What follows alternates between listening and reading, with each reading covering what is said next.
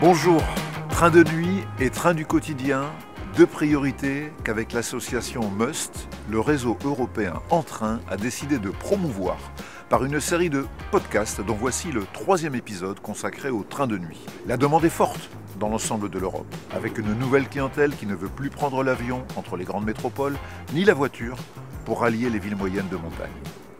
Les seuls trains encore existants ou récemment remis en service n'ont jamais été aussi pleins. Leur développement pose de nombreuses questions, des possibilités plus nombreuses et plus fiables de faire circuler ces trains la nuit, malgré les indispensables travaux à réaliser sur les voies ferrées, la nécessité de nouveaux matériels roulants, plus confortables, avec un wagon spécial pour les vélos et de la restauration légère, leur ouverture à des trajets de proximité en place assise en extrémité de journée, des correspondances bien conçues au départ et à l'arrivée, un accueil en gare ou encore des douches. Les associations d'usagers ont envie que cela bouge, et vite, dans le cadre d'une vraie stratégie européenne de développement des trains de nuit. Avec nous pour en parler, Alexander Gomme, de l'association Back on Track Belgique, Alberte Blondeau, scientifique usagère du Paris-Briançon, et Benoît Durand, du collectif Rallumons l'étoile à Toulouse. Trois passionnés, écoutons-les.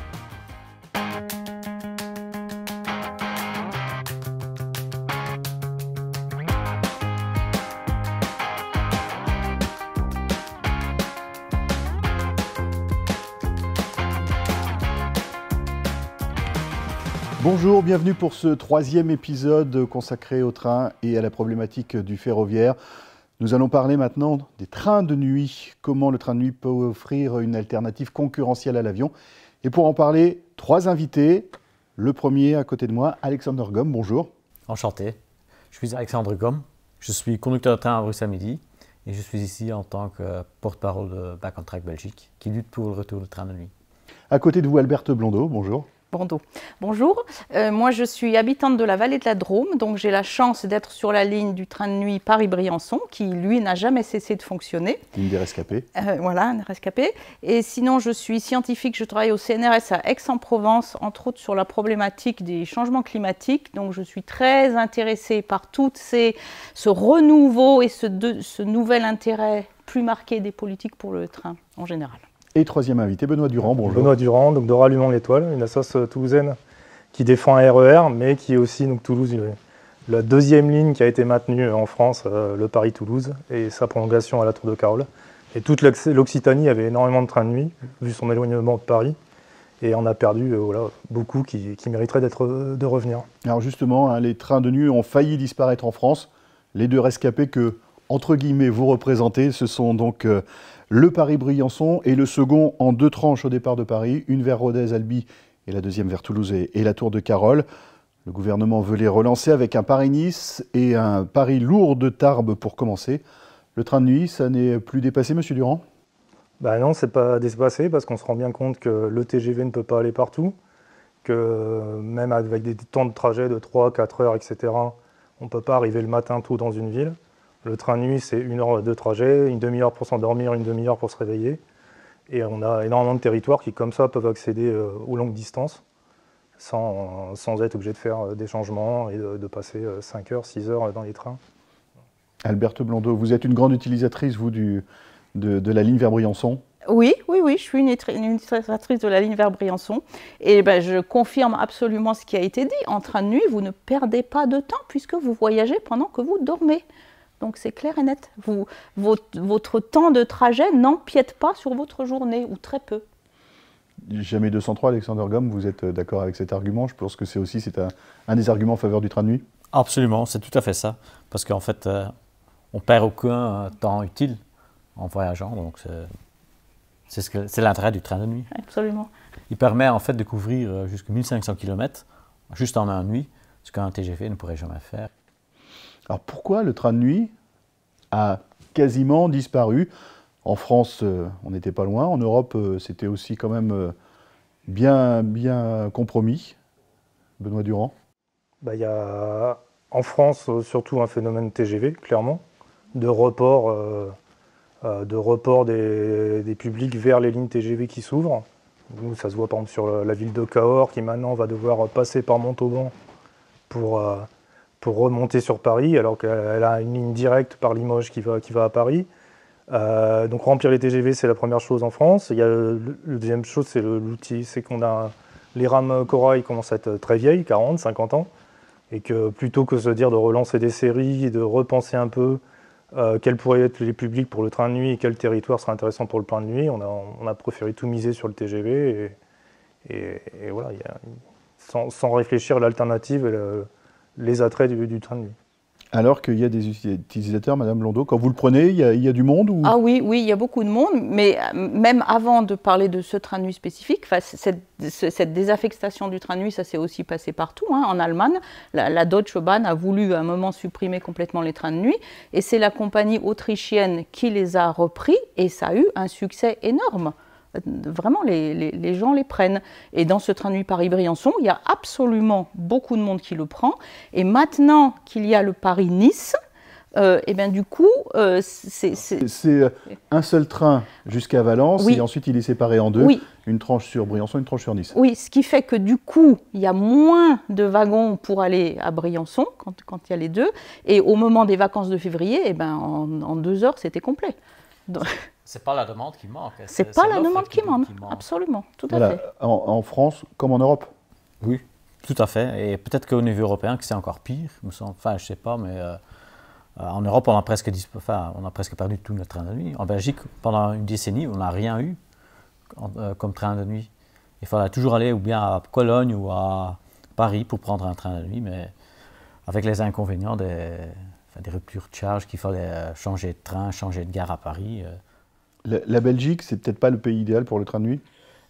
D'un côté, oui, parce qu'on est quand même, on a l'accès à l'Eurotunnel, on est quand même assez central, mais comme on est un petit pays, c'est vrai que pendant 10 ans, on n'a eu aucun train de nuit. Pendant 15 ans, on n'a presque rien eu. Encore maintenant, on n'a qu'un train qui circule qui ne circule que 3 fois par semaine, donc on n'est toujours pas très bien loti.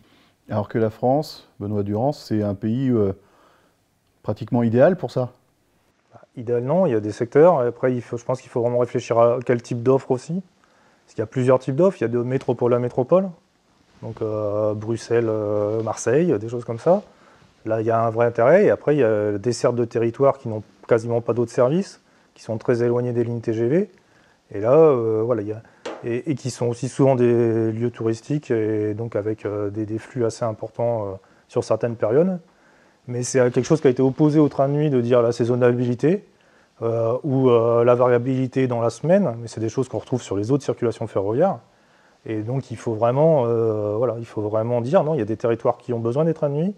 Et il y a toute une population qui prend les covoiturages et les bus dits Macron de nuit, souvent, avec des trajets de nuit, alors qu'en fait, on a retiré juste avant, quelques années avant, les trains de nuit, qui transportent beaucoup plus de monde dans un confort bien meilleur. Quand je disais que c'était une géographie un peu idéale, je pense Paris vers la Côte d'Azur, où il y a un potentiel trafic a priori qui est important, vers tout l'arc sud-ouest, où aussi là, effectivement, a priori, on pourrait se dire c'est là où le train de nuit a eu, c'est la de Noblesse, le train bleu, la Palombe bleue, etc. La Palombe bleue dans notre région, là, pour Tarbes, qui là maintenant actuellement passe par Toulouse, donc ils l'ont réouverte. Bien sûr, ça marche. Comme la tranche de Nice aussi fonctionne. Jean-Pierre Farandou l'a confirmé il y a 2 semaines. Les trains de nuit réouverts fonctionnent et fonctionnent très bien. Mais on est sur des logiques avec très peu d'ambition, où on rajoute des tranches sur les trains qui existent déjà. Donc on se retrouve avec des tranches de 2-3 wagons pour telle ou telle destination. Alors qu'avant, la Palombe bleue était couplée au Pays Basque. Et donc, voilà, on attend qu'il y ait une vraie ambition sur le train de nuit, avec des tranches bien plus importantes, et une vraie politique de reconquête du public par la communication, que les offices du tourisme soient informés, par voilà, une vraie réflexion sur... les trains de nuit ont été connus en France beaucoup pour aller aussi au sport d'hiver. Voilà, et l'accès aux montagnes, donc Pyrénées-Alpes, il y a un vrai enjeu touristique et ensuite de desservir les villes comme Chambéry, etc., où il y a tout un potentiel à savoir alterner entre l'offre touristique sur les vacances et l'offre des villes des villes qui sont dans ces territoires. Si on veut relancer le train de nuit, il faut du matériel. Est-ce qu'il y en a encore? Il n'y en a plus? Ou plus beaucoup? Madame Blondeau, vous qui prenez donc le train de Briançon, les voitures couchettes, c'est des voitures corail anciennes, elles sont encore à peu près correctes? Oui, elles sont à peu près correctes. Mais enfin, c'est juste une décision politique. Enfin, il faudrait simplement un investissement pour qu'on rénove le matériel, et on peut faire des très très bonnes rénovations, ou alors carrément reconstruire des nouveaux wagons. Mais il y a absolument une demande, et on peut avoir, des gens vont dire, bon c'est cher, mais il y a différents conforts. Un voyage dans un siège inclinable, c'est vraiment pas cher, c'est même moins cher que le trajet en train de jour TGV, TER. Dans les couchettes, ça peut être un plus ou moins équivalent. Dans les wagons lits, parfois on a des wagons lits privatifs, très luxueux, avec même une douche privée. Et ça, il y a aussi une clientèle pour ça, qui est prête à payer ça. Sans avoir ça, on pourrait tout simplement avoir des douches dans les gares d'arrivée. Ça serait aussi très simple. Alexander Gomme, au niveau matériel, en Europe, il y a beaucoup d'innovations. Oui. Ça change du compartiment couchette. Oui, en effet. Pour moi, c'est un des grands avantages des trains de nuit. C'est que justement, il peut offrir un confort adapté à tout le monde. Parce que, c'est comme le dit madame, il y a les places couchées, il y a les voitures lits, les voitures couchettes et les sièges inclinés, en effet, c'est ça, ou les places assises. Et si je peux juste rajouter quelque chose aussi au niveau de la demande de différentes clientèles, on sait maintenant que le tourisme à vélo, ça se développe énormément, et rajouter un wagon où on pourrait mettre des vélos ou des gros bagages du genre poussette ou enfin grosse valise, ça c'est quelque chose qui correspond aussi à une demande. Ça se fait par exemple dans les trains de nuit en Allemagne. En effet. Alors justement, que font les autres pays européens? Est-ce qu'il y a des choses vraiment, une relance importante, ou ça reste encore un peu poussif parfois? Non, en fait, malheureusement, c'est surtout... Il y a une société qui a investi massivement dans le train de nuit, c'est les ÖBB, donc l'opérateur public autrichien. Mais à part eux, en fait, on a eu quelques innovations, quelques achats de petites séries de voitures-lits pour des trains de nuit nationaux, comme en Pologne, comme en Roumanie, en Bulgarie. Mais généralement, en fait, surtout pour les trains internationaux, il n'y a pas eu d'investissement depuis 20, 30, 40 ans, en fait. Ça reste encore au niveau national? Oui, tout à fait. Et pour nous, je sais pas, Comtrac, c'est assez clair que c'est justement ce qui manque au niveau européen et qui existe au niveau national. En fait, c'est une institution publique qui détermine un réseau qu'il faut avoir, donc un réseau minimum. Et pourquoi est-ce qu'il y a des trains partout en Belgique, partout aux Pays-Bas, entre 5h et 23h? C'est parce qu'il y a un gouvernement qui l'exige. Et tous ces trains-là, ils roulent sous un contrat de service public, de OSP. Et en fait, c'est ce qu'il faudrait au niveau européen. Pourquoi est-ce que la Belgique réclame des trains de 5h à 23h qui partent à 5 km de la frontière, qui vont jusqu'à 5 km de la frontière de l'autre côté, mais pour traverser la frontière, il n'y a plus rien. Et pour voyager en Europe, non plus. Et c'est ça qu'on croit qu'on a besoin en Europe d'une institution publique européenne qui fasse rouler les trains de nuit à travers tout le continent. Donc ça serait à l'Europe, à l'Union européenne, de mettre quelque chose en place selon vous? Oui, absolument. Qu'ils fassent la même chose que les pays nationaux le font pour les réseaux nationaux. Alors il y a quelques initiatives privées. Oui. Risquées financièrement peut-être pour elles? Oui, en effet. Et généralement, on voit aussi que c'est avec du vieux matériel, donc qui commence déjà avec un handicap, parce que comme on n'a plus investi dans le matériel roulant, en fait, c'est toujours en fait les mêmes trains de nuit qu'il y a 30, 40 ans, parfois sans air conditionné, avec des couchettes, 3 couchettes superposées, c'est pas très confortable. Pourquoi les Autrichiens, eux, ont eu cette volonté de développer les trains de nuit avec du matériel moderne, avec des couchages qui donnent envie quand on les voit en photo? Malheureusement, je n'ai pas testé, mais quand on les voit, c'est plutôt sympa. Bah oui, c'est sympa. Je trouve que tous les trains de nuit sont sympas, ou presque. Mais pourquoi est-ce qu'ils le font?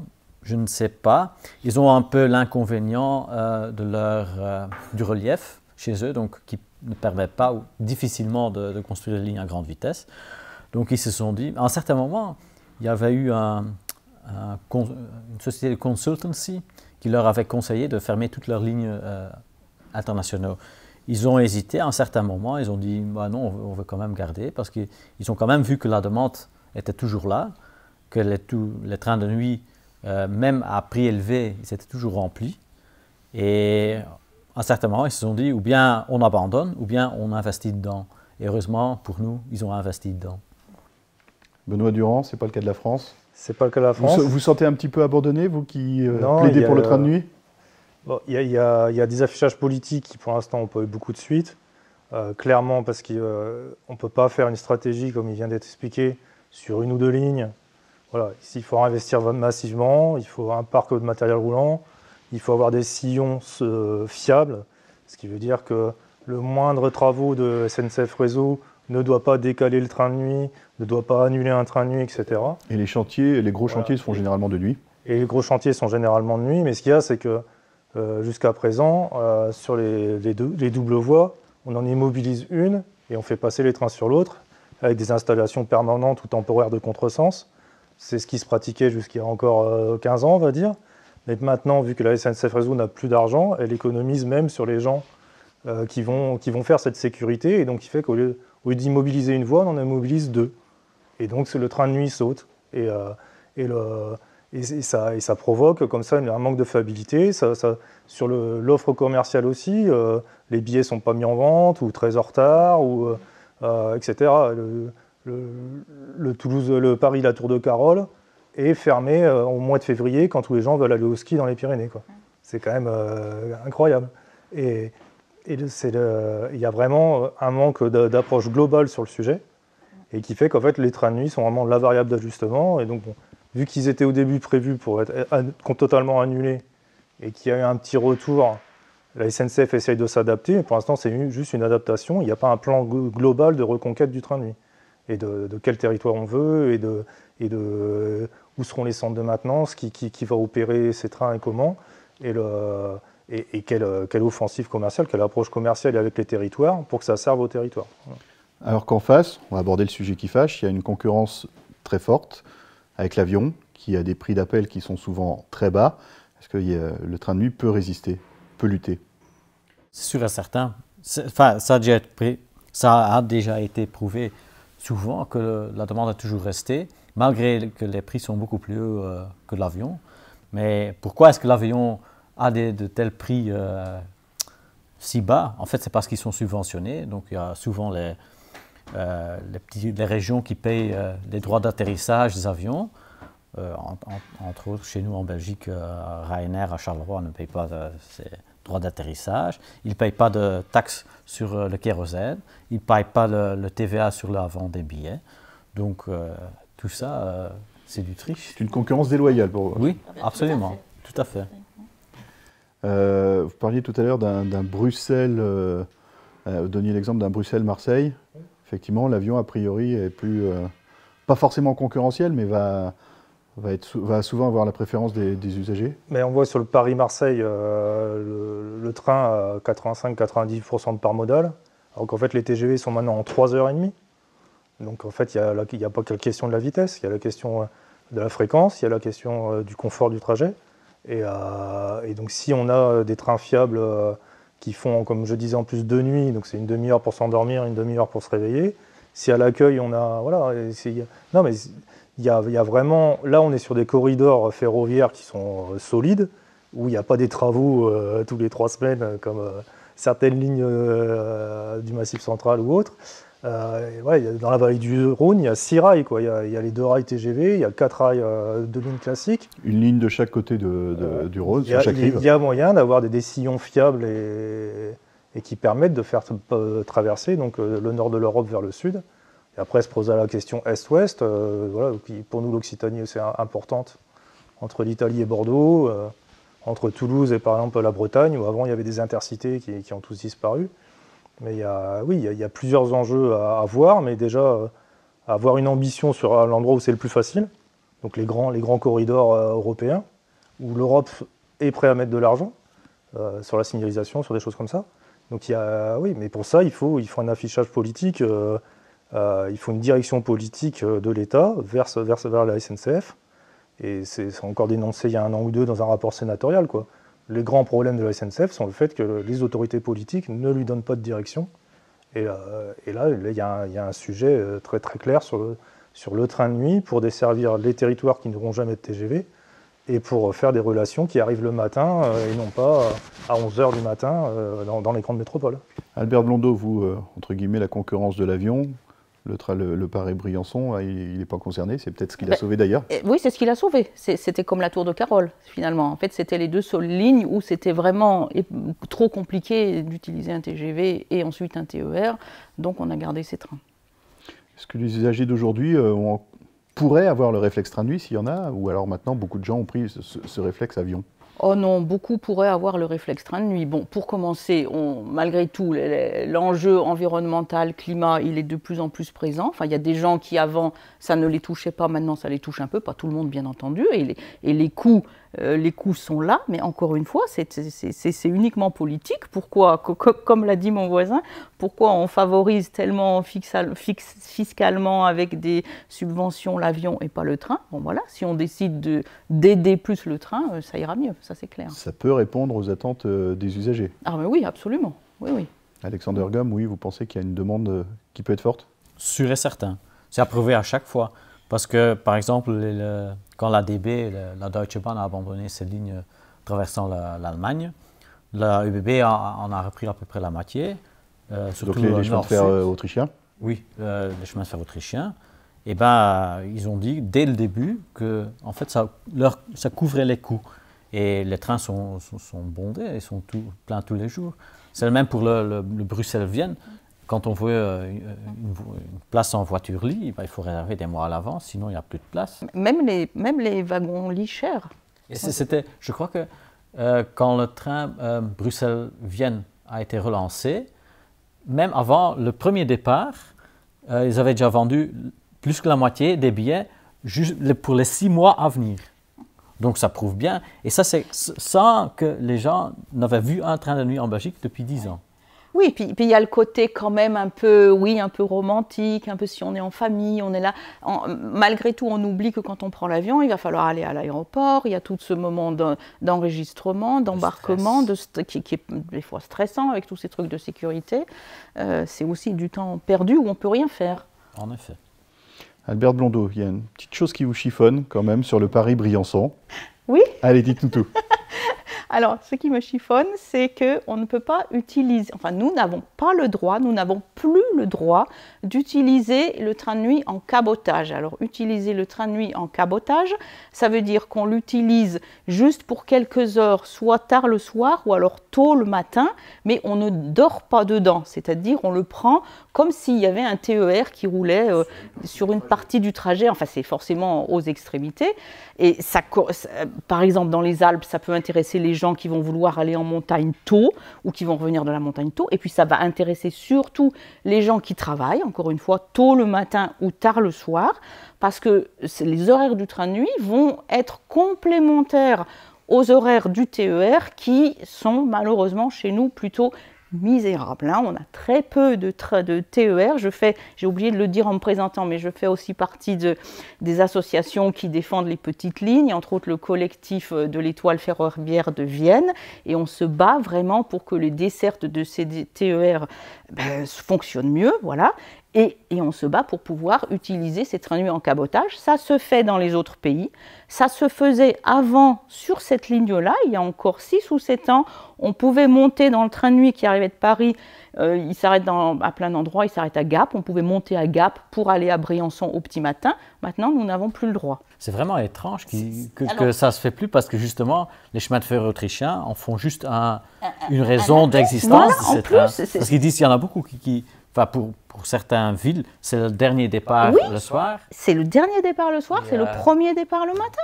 Et alors du coup, on se trouve parfois dans la vallée de la Durance, vous avez la voiture qui va rouler à côté du train, vous partez aux mêmes horaires, vous allez au même endroit, mais vous n'avez pas le droit de prendre ce train qui circule. C'est quand même un peu aberrant. Et pouvoir remettre ça en fonction, ça serait très intéressant. Et c'est à cause de quoi? Parce que c'est en fait c'est une autre caisse. Alors, effectivement, alors il y a déjà ça, cette complication que le train de nuit c'est un intercité, c'est au niveau national. D'activités différentes. Voilà, et prendre le train Gap-Briançon, ça va être considéré comme un trajet de train régional, c'est les caisses de la région, c'est compliqué. L'argumentaire aussi, c'est que c'est des problèmes de sécurité. Ou de gêne. Bon, mais de toute façon, quand le train de nuit s'arrête à Gap et que les gens descendent, donc il s'arrête, les gens descendent, ça fait peut-être un peu de gêne. Donc que quelqu'un monte, ça fait pas plus de gêne. Enfin, il faut qu'il y ait un personnel. Voilà, c'est toute l'histoire de remettre des personnels dans les gares aussi pour sécuriser tout le monde. Ce sont des emplois utiles. Voilà. Mais il pourrait, enfin, juste un complément, il pourrait aussi y avoir juste un wagon supplémentaire avec des places assises, là, voilà, ça gênerait personne du coup. On a évoqué effectivement la question du coût. Voilà, si les trains ont disparu aussi, c'est parce qu'ils avaient un coût. Ils étaient déficitaires, ils n'étaient pas les seuls non plus à être déficitaires en France, mais là, c'est vraiment un choix politique fort que vous attendez, Benoît Durand? Oui, déjà sur les coûts, je voudrais revenir parce que les chiffres des intercités qui ont été fermés, qu'ils soient de jour ou de nuit, montraient qu'ils étaient quand même bien plus remplis que les TER, par exemple. Donc, il y a eu aussi certaines manipulations sur les coûts. Il y a eu notamment l'arrêt des cabotages, les problèmes de réservation, qui ont été clairement une politique délibérée de dire on a fini avec le train de nuit, donc on fait tout pour que les gens ne le prennent pas. Un sabotage interne. Oui, clairement. Sur les sites de réservation où on nous oblige à passer par Paris, à faire des trajets de milliers de kilomètres, alors qu'en fait le train existe. Et on est obligé de dire au guichetier, oui, il y a un train de nuit à tel jour, à telle heure, et même si vous ne l'avez pas, on sait qu'il est là, on va le prendre. Et ici, il y a des choses comme ça, des vraies méthodes commerciales agressives dans le mauvais sens du terme. Et là ce qu'on aimerait donc déjà, c'est que ça s'arrête avec cette nouvelle envie de train de nuit officielle en tout cas. Et sur l'histoire du cabotage, nous, pour les Pyrénées, c'est vraiment réel. Oui, la Tour de Carole, il passe à 5h20 ou quelque chose comme ça à Toulouse. Il pourrait, par exemple, s'il y a un problème sur le train de nuit toulousain, compenser. Et il pourrait surtout amener les gens de Toulouse vers les Pyrénées, alors qu'on a les TER qui sont pleins à craquer. Les TER comme ils sont pleins à craquer les jours de ski, vacances scolaires, etc., il y a des réservations. Donc on peut faire un système de réservation pour les TER.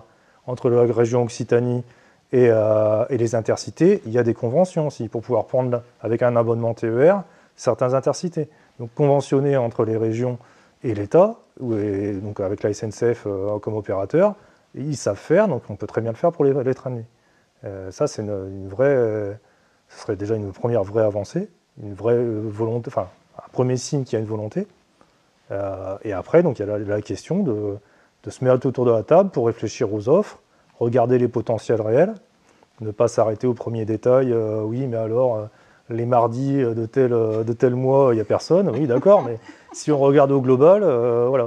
Au global, si on ajoute tous les vacances scolaires, les vendredis, les dimanches, etc., il y a des centaines de milliers de personnes à transporter. Si on met un train de nuit, ça doit être au quotidien?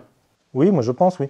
Et après, on peut réfléchir aux dessertes, mais il doit y avoir dans tous les transports, et je vais reprendre ma casquette RER, et là, dans tous les transports ferroviaires, la fiabilité et le cadencement montrent leur efficacité. Ouais. C'est que et de toute façon, la lisibilité...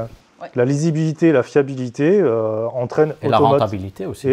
Alors ça entraîne une rentabilité pour l'opérateur, mais ça entraîne surtout pour le public une lisibilité, une habitude et une prise d'habitude. Et comme nous, ce qu'on défend aussi sur le RER, c'est que la région Occitanie est très volontaire sur faire des LGV partout. Actuellement, on ne peut pas, par un train TER, prendre les premiers TGV à Toulouse-Matabio. C'est-à-dire que le premier TGV est avant que les TER n'arrivent et puissent donc, ce qui veut dire que, voilà, pour l'instant, on incite les gens à prendre la voiture pour aller prendre les trains grande ligne. Et donc, déjà, si on développe des TER... Parce que ce sont deux autorités de compétences différentes et qu'on ne va pas se coordonner? Non, c'est juste que, pour l'instant, la région n'a pas pris l'option TER de mettre une large plage horaire sur une culture SNCF du train moyenne distance, longue distance, et donc si on part de très loin de Toulouse, c'est sûr qu'on arrive à Toulouse plutôt vers 8h que vers 6h30. Mais si on réduit un peu les distances sur le bassin de mobilité, on peut amener les gens au premier TGV et le soir, on peut amener les gens au train de nuit.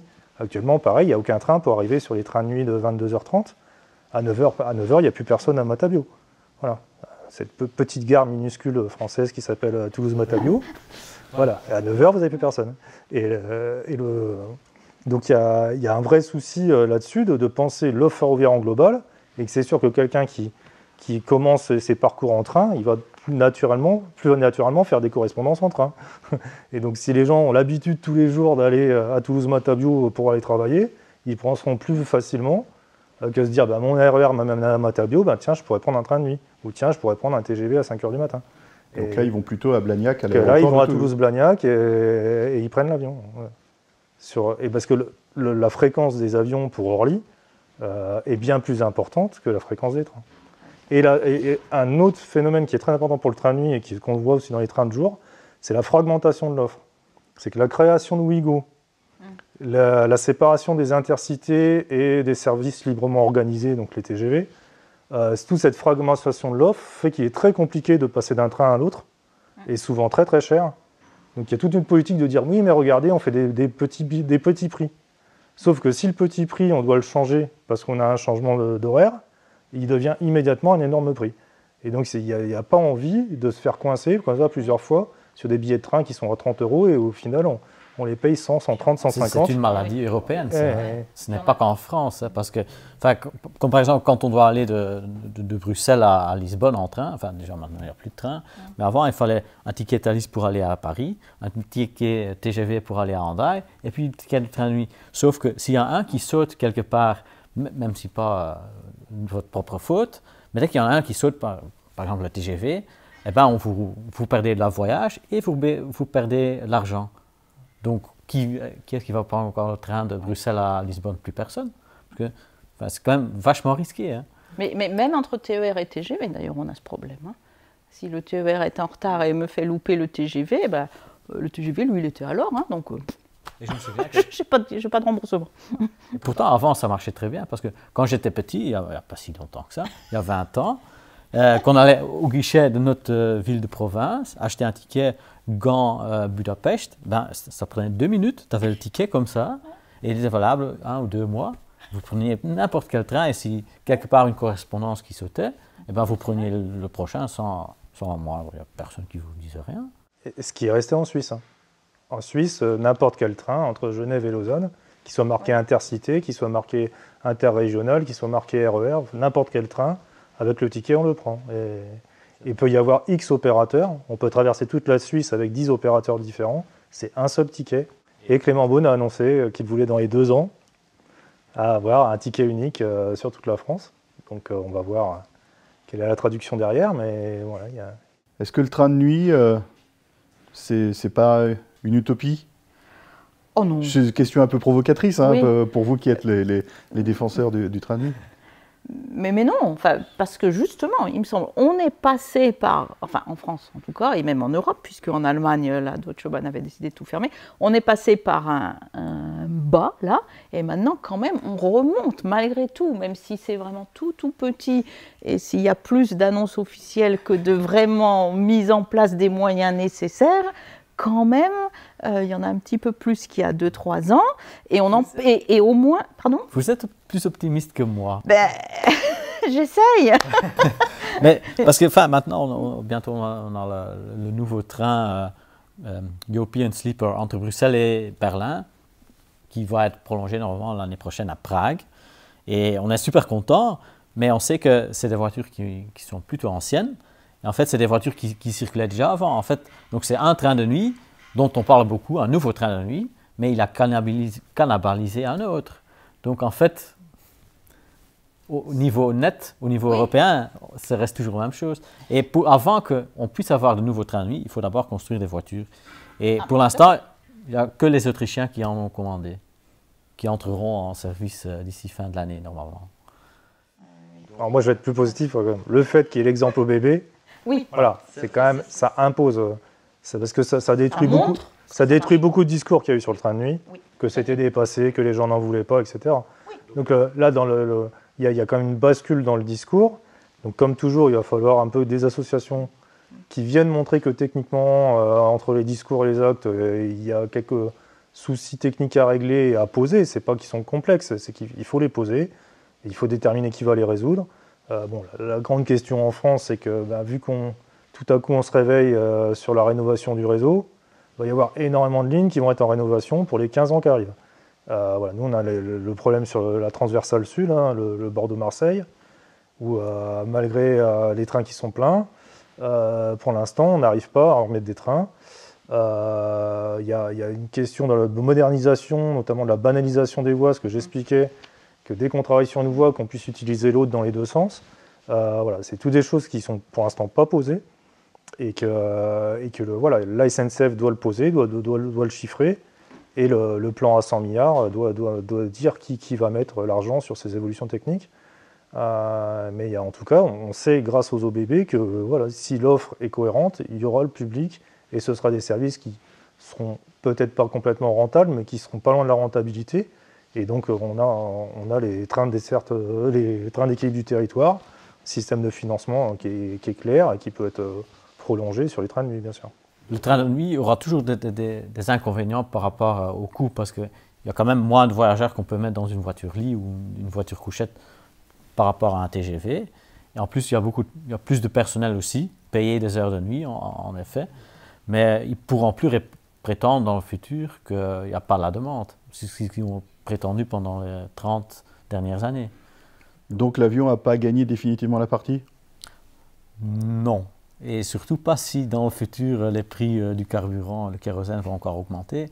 À un certain moment, les gens vont quand même dire ouais, quand même, faut arrêter là. J'espère.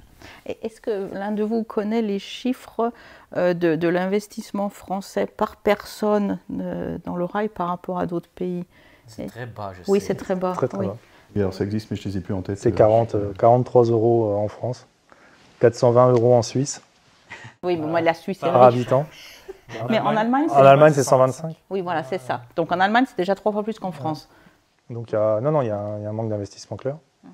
Mais surtout sur le rapport du CEI là, qui a été rendu il y a un mois, au moment de l'annonce du plan à 100 milliards, David Valence dit bien, il y a les sommes, mais il y a aussi la façon de les dépenser et de comment on va faire. Il a dit que c'est aussi important que les sommes qui seront investies. Et moi, vraiment, je souscris. C'est qu'il y a une manière de travailler de la SNCF qui s'est trop longtemps focalisée sur un ou deux thèmes. Donc le TGV, bien sûr, la région parisienne comme un îlot hors du temps, quoi, hors du monde, et qui a vraiment du mal à réfléchir, donc nous, nos thématiques, les trains urbains, et deux, à réfléchir tout ce qui sont les trains de nuit, le fret, enfin ces circulations de nuit, où on était avec SNCF Réseau qui a porté toute la dette pendant 20 ans, qui était montée à plus de 50 milliards de dettes. C'était RFF à l'époque, mais voilà, c'est la même chose. Et vu que c'était SNCF Réseau qui portait la dette et les intérêts de la dette, ils ont utilisé toutes les techniques pour réduire les coûts, sans aucune réflexion sur les conséquences sur le service. Et enfin, les exemples sont multiples. Voilà, des pauses d'aiguillage qui sont moins rapides, et donc derrière, SNCF Voyageurs n'arrive plus à faire circuler les trains comme il faut, et donc voilà, on perd de la capacité parce que les aiguillages sont de qualité inférieure. Enfin, les exemples sont multiples du fait que, vu que SNCF Réseau n'avait pas les moyens et rognait sur le moindre centime, que derrière, en fait, ça s'est chiffré en millions d'euros de pertes par le perte de voyageurs, quoi, parce que les services ne pouvaient plus être assurés. Allez, pour terminer, chacun à votre tour, un petit mot de conclusion. Monsieur Gomme. Optimiste? Moitié-moitié. Donc, au moins, déjà, dans les mots, on a quand même... Enfin, dans les paroles, il y a quand même eu du progrès. Mais en termes absolus, il n'y a pas encore eu une grande amélioration, malheureusement. Oui, je suis d'accord. Il n'y a pas encore eu d'énormes améliorations, mais au moins le discours a changé. Les politiques n'osent plus dire que ça coûte trop cher, et voilà, et plus personne veut le temps. Voilà, hein, voilà. Donc ça, c'est bien. Et grâce, enfin, ça fait quand même du bien de militer dans des associations, de rencontrer des gens qui ont les mêmes envies. Et avec ça, ça donne une énergie qui fait que à partir du moment où, hop, on passe il suffit de 10 ou 15% de gens qui sont engagés dans quelque chose pour qu'on bascule, il me semble. Enfin, donc voilà, voilà. Benoît Durand?